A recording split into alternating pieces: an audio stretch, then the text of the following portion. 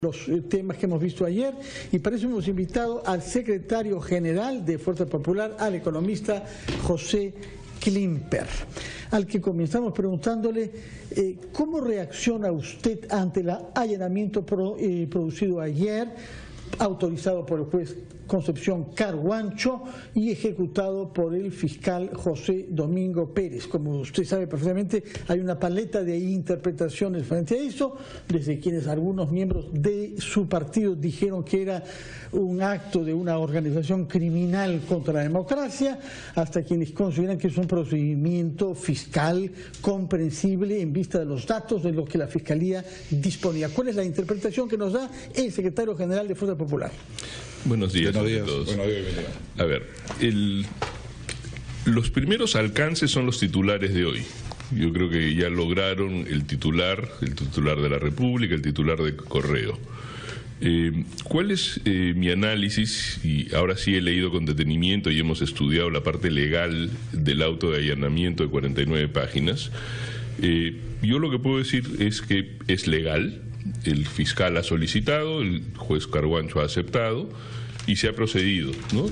Lo único, no tenían que romper la puerta, pudieron tocar el timbre, habían 2 personas adentro, pero después el fiscal Villanueva, que es el doctor José Domingo Pérez, estuvo en el local de Paseo Colón y mandó al doctor Villanueva al local de Morochucos, porque ahí es donde estaba todo el trabajo pesado. En Morochucos ha terminado a las 3 de la mañana.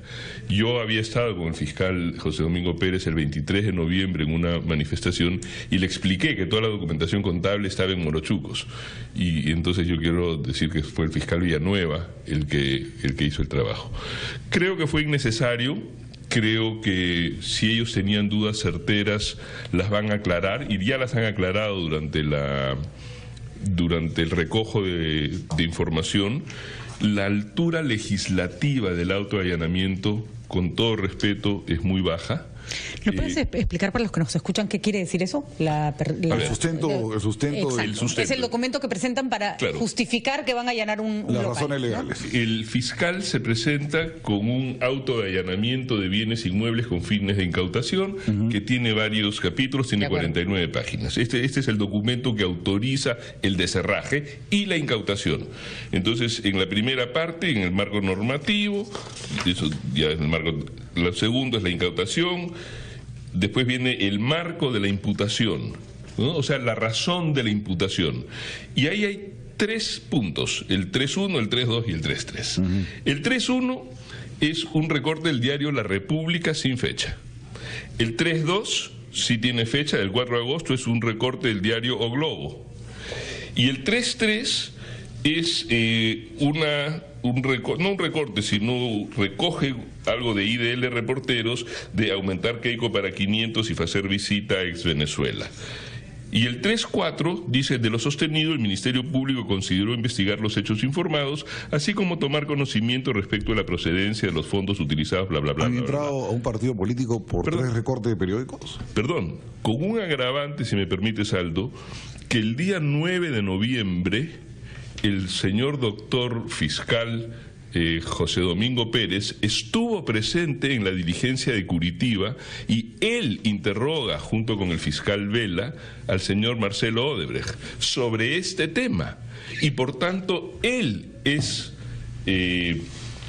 testigo presencial de la respuesta del señor Marcelo Odebrecht, que está bajo sigilo, y de otros hechos criminosos que él ha escuchado ahí y que no se Pero esto lo recibe Concepción Carguancho, Richard Concepción, y él le da luz verde, a pesar de... O sea, son 3 recortes de periódicos que le presenta el fiscal. 6 de diciembre. Esto está fechado 6 de diciembre y el doctor José Domingo Pérez estuvo en Curitiba el 9 de noviembre aclarando el tema de IDL Reporteros, donde ya nosotros hemos dicho lo que dijo, y no sé cuánto tiempo tenemos, pero en el tema de aumentar Keiko 500 repite todo, en el sentido que habría recibido dinero proveniente de la denominada Caja 2 de la empresa brasilera Odebrecht, donde se atesoraba dinero proveniente. Eso se va a solucionar el día que vengan las copias a Lima. Que nosotros hemos pedido, de esto ya se aclaró, pero fíjate que el 6 de diciembre en base a esto e ignora la declaración de Curitiba.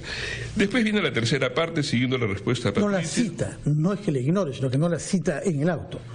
Pero cita lo anterior, cita de que habría, según IDL, habría salido la plata. Como que él no hubiera estado eso.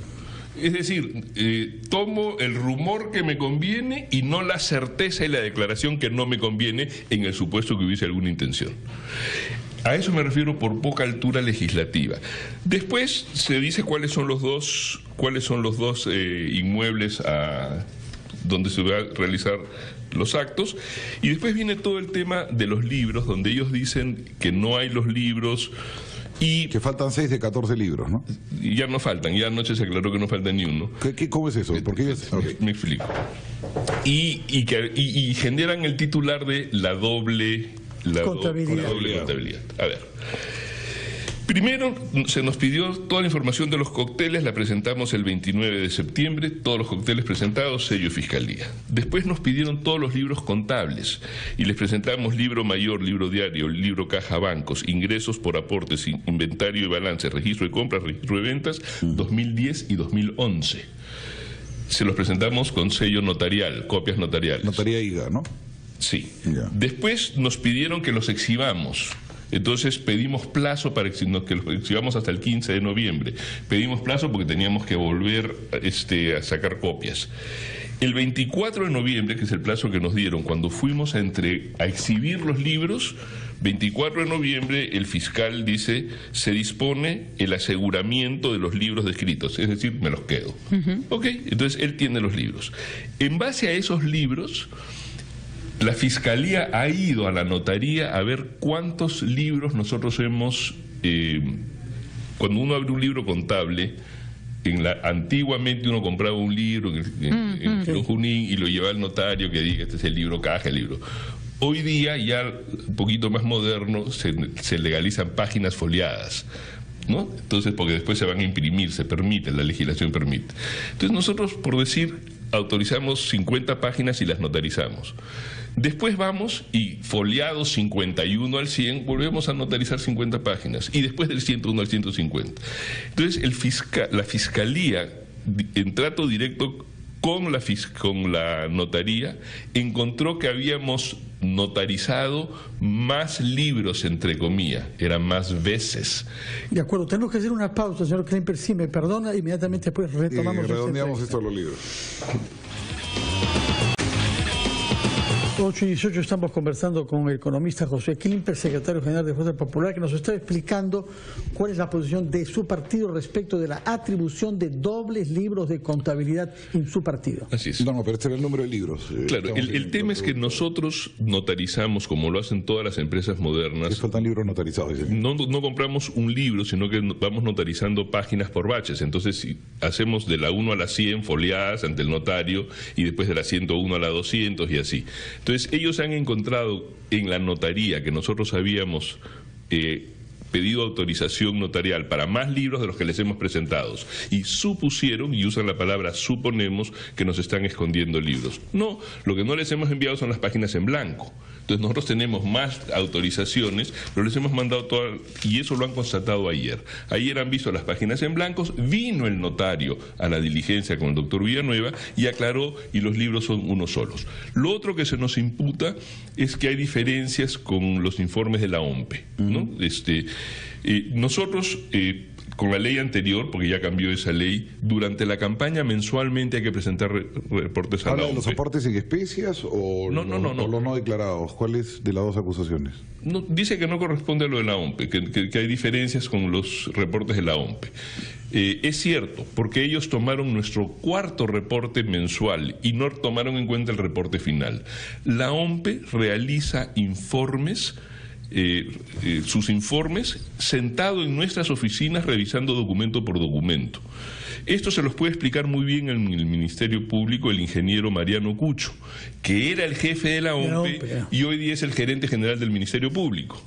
Entonces, ellos no han comparado nuestro informe final presentado a la Fiscalía, no lo han comparado con el informe final que produce la OMPE, sino con el cuarto informe parcial que presentamos a la OMPE. Ese es el punto que se refieren ellos, que en aportes en especies no están justificados 980.000 soles y 884.000 en no declarados.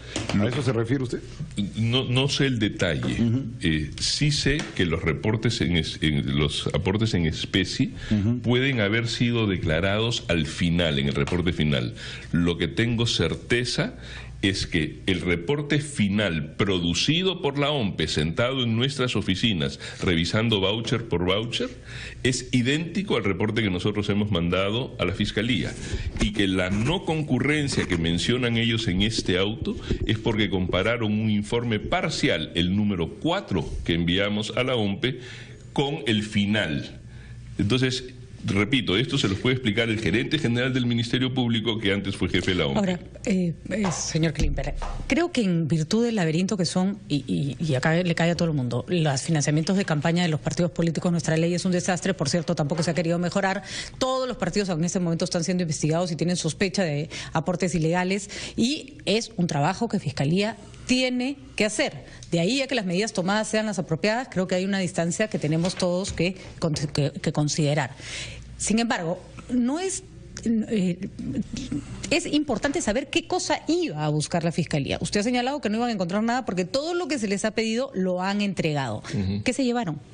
Porque algunas cosas se han llevado, claro, una laptop me importa por el contenido que tiene dentro, un file por el contenido que tiene dentro. O sea, han tomado una decisión muy seria, algo tendrían que sospechar que había ahí, porque si no van a quedar muy mal. O sea, romper las puertas de un partido político en todo lado del mundo es muy fuerte. Y tampoco te puedes llevar una laptop que no te da ningún tipo de información que necesitas, ¿no? O sea, ¿qué cosa hay en los materiales que se han llevado? A ver, yo tengo aquí el acta de incautación. A ver. El acta de incautación de Paseo Colón, porque terminó temprano, ¿no? Pues la otra terminó de madrugada, a las 3 de la mañana, y yo estaba tratando de dormir un par de horas para esta entrevista. ¿Qué cosas se han llevado? Se han llevado información política, se han llevado, por ejemplo, copia del padrón de asociados, que también lo han sacado del local de Morochucos, se han llevado unas laptops, se han llevado unos discos duros. Algo más, nosotros queríamos abrir las laptops y que se diga todo lo que hay ahí, que figure, no dijeron se van lacradas y después lo vemos. Y nuestros abogados pedían, no señores, nosotros queremos abrir las laptops en presencia de ustedes y así hacer una copia del archivo que se están llevando, claro. El doctor Pérez no lo permitió y él tiene la potestad de no permitirlo. ¿Qué cosas se han llevado de Morochucos hasta las 11 de la noche que yo me retiré? Se han llevado copia de todos los vouchers de los documentos que acreditan los asientos en los libros contables, originales y copia que tienen ellos. O sea, en el libro contable yo digo, recibo de luz, 67 soles. Bueno, hay un recibo. Ese recibo está en nuestro archivo. Se han llevado el recibo. De acuerdo. Se han llevado lo que sustenta lo que aparece en el libro. Así es. O sea, van a hacer una auditoría que demorará, pues me imagino que meses, ¿no? Se han llevado eso, se han llevado discos, se han llevado memorias, se han llevado alguna información política, como digo, no correspondencia, porque la mayor parte de la correspondencia la dejaron, pero sí planes con los gobiernos regionales, comunicaciones, pero como folder cerrado, no han tenido tiempo de revisar todo, entonces algunas cosas decían no tiene relevancia, y otras cosas decía pongan la ruma que nos vamos a incautar, y al final lo han lacrado y se lo han llevado. ¿Qué van a hacer? Nosotros estamos muy tranquilos, van a hacer una auditoría, van a encontrar conforme. Ahora, lo que yo sí quiero protestar es, no sé si me permites el auto, porque hay un punto, y no es que voy a hablar de mi persona, voy a hablar del secretario general de Fuerza Popular. El día 23 de noviembre yo estuve citado por 4ª vez a la Fiscalía para declarar, tanto como secretario general y después como José Klimper, por los aportes que yo he hecho en el año 2010 personales, y 2011. Así es. Entonces, por la parte de los aportes no hay ningún problema, me han tratado con cortesía y todo. El fiscal Pérez, el 23 de noviembre, me entrevista y me hace algunas preguntas sobre el 2011. Entonces, yo le digo, señor doctor, yo me incorporé al partido en el 2014, asumí la secretaría, esto es público, en el 2016, en un momento de vorágine, cuando renuncia Joaquín Ramírez por las razones que conocemos, y entonces usted me está preguntando el 2010, 2011, con todo respeto, no sé. No es que no me acuerdo, no sé, ¿no? Hay una diferencia. Entonces, las preguntas que me hace: en su condición de secretario general del partido, al asumir el cargo, ¿recibió documentos de entrega de cargo como informes o reportes sobre las actividades relacionadas a la campaña presidencial? Dijo que no recibí. ¿Ya? Es como que yo le pregunte al gerente general de radioprogramas del Perú hoy día quién hacía la parrilla de programación en el 2010 o quién organizó la maratón de radioprogramas en el 2011. Entonces yo digo, no sé.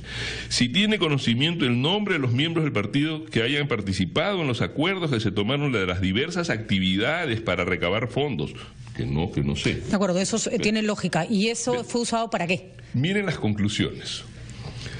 Conclusiones. Se establece que el secretario general del partido político Fuerza Popular desconoce sobre la información y documentación de las actividades relacionadas a la campaña presidencial del 2011, lo que permite inferir que se opone a que el Ministerio Público obtenga evidencias del aporte de la empresa Odebrecht y o vinculadas a su organización. O sea, por decirle no sé, se infiere que me opongo. Ha saltado una conclusión que no. Pero, Aldo, Patricia, eso es obstrucción de cocina totalmente y eso es de acuerdo. preventiva. Y además da cuenta de una poca pericia de investigación. Ahora, algunas preguntas que tienen que ver con las consecuencias de este allanamiento, que efectivamente tiene, además, es una afectación a la institucionalidad, porque es el local de un partido político, ni siquiera es el domicilio de una persona. Vamos por partes. Venganza política es el argumento que han usado algunos fujimoristas, pero no podemos dejar, y eso no lo podemos ocultar con el sol con un dedo, que están en investigaciones por financiamiento de campaña. La señora Susana Villarán, el señor Ollantumal está preso, el señor Toledo está perseguido por presuntas coimas. Básicamente, en este momento, nadie se salva de estar siendo investigado. Y el fujimorismo es de los que ha respondido, antes incluso de este allanamiento, con más ferocidad sobre una investigación a la que se deberían someter todos los partidos políticos, dado el contexto de corrupción que ha habido en el país. A ver, no todos estamos siendo investigados de la misma manera. Primero, si ayer ha habido excesos verbales en algunos representantes del fujimorismo, yo pido que se entienda que si a nuestro juicio innecesariamente se descerraja, o sea, ir a abrir las oficinas de Keiko para ver sus cosas personales, abrirle su closet, genera una calentura. Entonces, dejemos de lado cualquier comentario en ese sentido de ayer. No, pero me refiero a la manifestación de Keiko también, por si acaso. Pero bueno, ahora, tú dijiste que todos los partidos están siendo investigados. No es verdad. A nosotros nos han citado a 1.200 personas, a todas las personas que aportaron en la campaña de 2011 y 2016 han sido citadas a la Fiscalía. Algunos por segunda vez y algunos por tercera vez. En mi manifestación del 23 de noviembre sobre mis aportes personales, mis respuestas eran: me atengo a lo dicho en marzo del 2016 en el punto 17. Me atengo a lo dicho en mayo del 2016 en la pregunta 21. O sea que entonces, hay muestras de acoso a criterio de ustedes.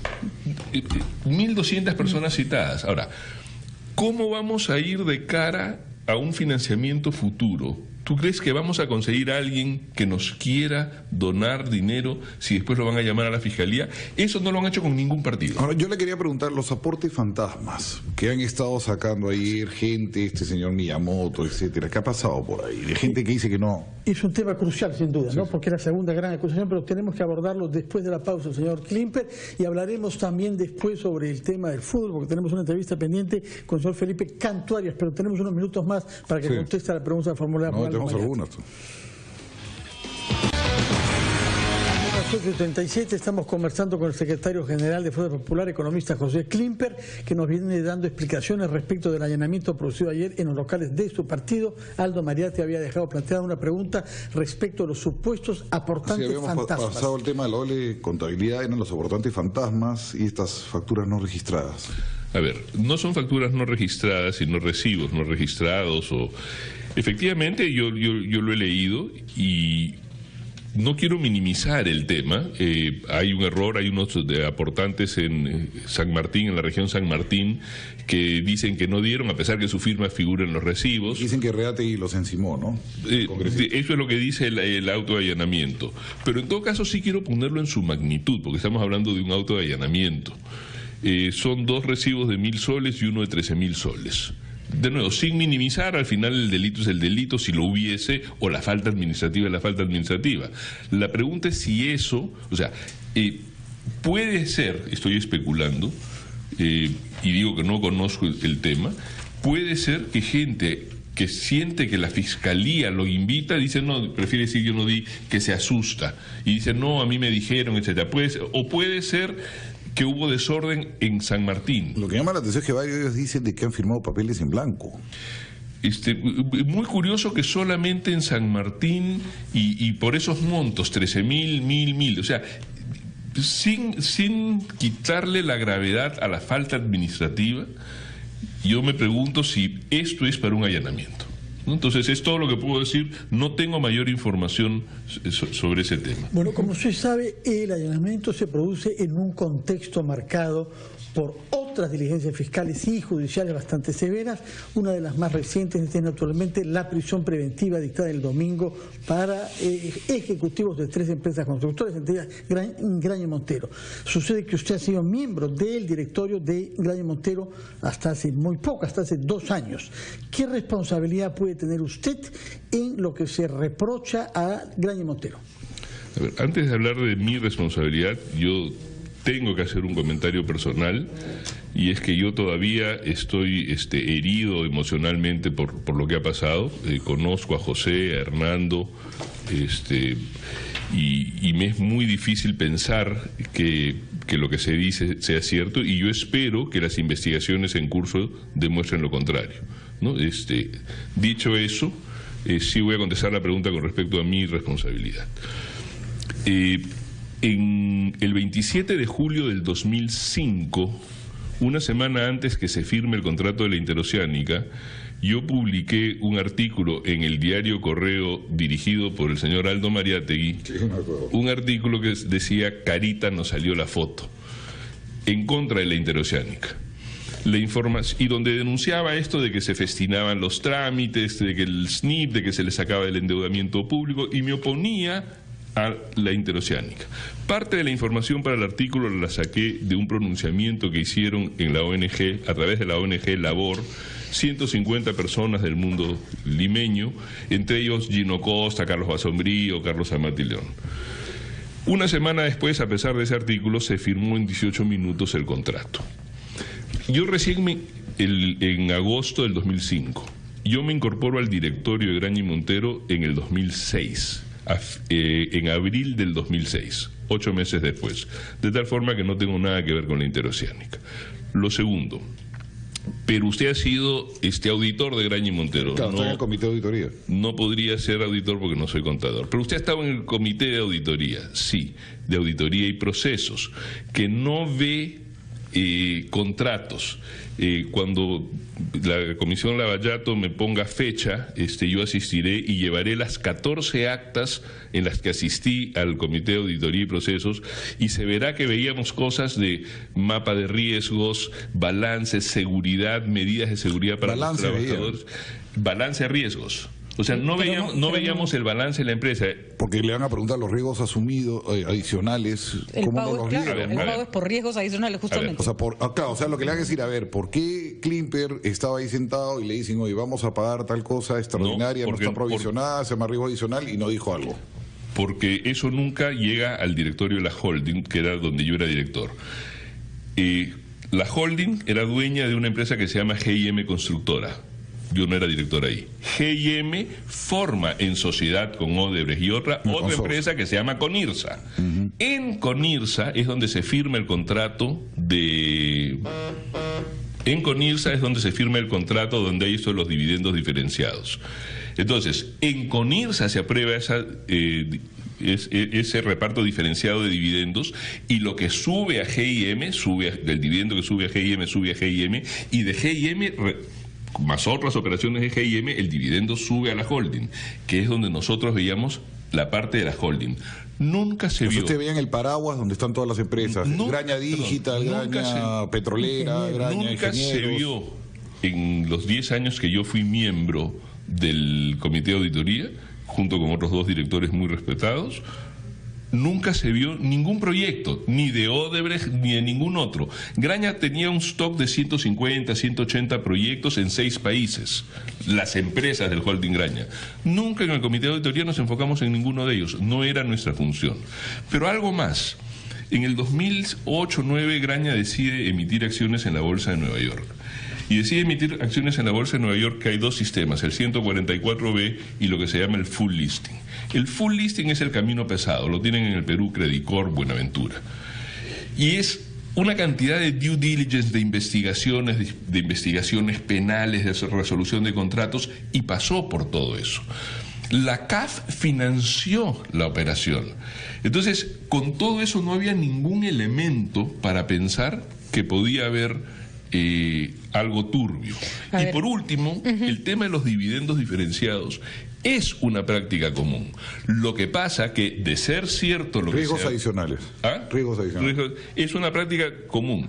Lo que pasa que aparentemente se habría usado esto, que es una práctica común, para a partir de Pero ahí... es que no se veía tan común porque no se había un contrato provisionado y previo. fue extraordinaria. O sea, pero en Conirsa. Además, en Conirsa.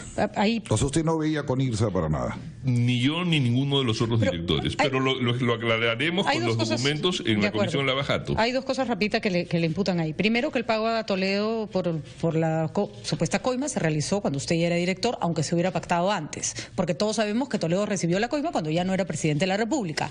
Y vamos, señor Klimper, si hay algo que sí se sabía, y acá en realidad todos los empresarios, no es usted, sino todos los empresarios que trabajaron con Odebrecht, las empresas que trabajaron con Odebrecht tienen rabo de paja. Se sabía que Odebrecht no trabajaba limpio. Y si uno pertenece a una comisión de auditoría de una empresa que tiene múltiples contratos con Odebrecht, no sé, pero no le toca como mirar con 3 lupas. Se sabía que Odebrecht no trabajaba limpio, y eso es una cosa que saben toda la clase empresarial. Nosotros lo miramos con lupa, lo miró con lupa PricewaterhouseCoopers, lo miró con lupa los 4 grandes bancos del Perú que financiaban la operación, lo miró con lupa la Superintendencia del Mercado de Valores, lo miró con lupa la SUNAT, lo miró con lupa el gobierno peruano. O sea, Patricia, el decir se sabía y a partir de ahí inferir que uno debió... yo soy responsable y me hago responsable por todo lo que aprobé y por todo lo que se llevó el directorio. Lo que se hizo a mis espaldas o a las espaldas de los demás directores no podemos... Una pregunta, un segundo. ¿Úrsula Letorna cayó en desgracia? ¿Por qué no estaba en la foto de ayer? Úrsula estuvo ayer en el acto de... Durante el día, pero en la noche, ¿no? Pero en la noche no fue. Lo que pasa es que ella hoy día cumple 15 años de casada y iba a renovar sus votos matrimoniales. ¿Se va a casar de nuevo? Sí. Sí. Una última pregunta rapidísimamente, por favor. ¿Qué podemos hacer, qué puede hacer usted con el tono apaciguador que ha mostrado esta mañana para que salgamos del entrampamiento político en el que nos sean? No digo de las diligencias judiciales y fiscales, que es autónomo, pero usted participó del último diálogo de Keiko con Pedro Pablo Kuczynski. ¿Podemos pensar en alguna iniciativa que permita que el Perú se apacigüe políticamente? Estamos todos un poco cansados. El Perú está en una posición políticamente vulnerable y además estéril, porque yo creo que acá es un pierde-pierde, ¿no? O sea, y nadie está contento en lo personal, nadie está... Nosotros no tenemos ningún problema que todas las investigaciones sigan con el debido proceso. Acoso es otra cosa. Yo personalmente, cuando termine la investigación, yo voy a quejar al fiscal, porque preguntarme 4 veces por qué doné y de dónde tenían los fondos, eso a José Klimper es acoso. ¿Qué podemos hacer? Yo creo que todos bajar el tono. Yo estoy haciendo lo que yo puedo hacer. Con respecto a las facultades, se ha extendido la legislatura hasta el 12 de enero. Las facultades han sido presentadas recién después de 52 días que se anunciaron. Anoche, sí. Anoche, para efectos prácticos el lunes. La legislatura terminaba el 15, ahora se ha ampliado hasta el 12 de enero. Las facultades son un poco largas, hay 37 puntos, en fin, eso lo verán en comisiones en el Congreso. Pero yo creo que ya llegó el momento de rebotar por el techo, no rebotar en el suelo, sino rebotar en el techo de la vibración, si todos bajamos un poco el tono, ¿no? De acuerdo, muchas gracias por su presencia y ojalá que ese buen deseo de que rebotemos hacia arriba y no hacia abajo se pueda cumplir. Señor José Klimper, secretario general de Fuerza Popular, buenos días, gracias por su presencia en RPP.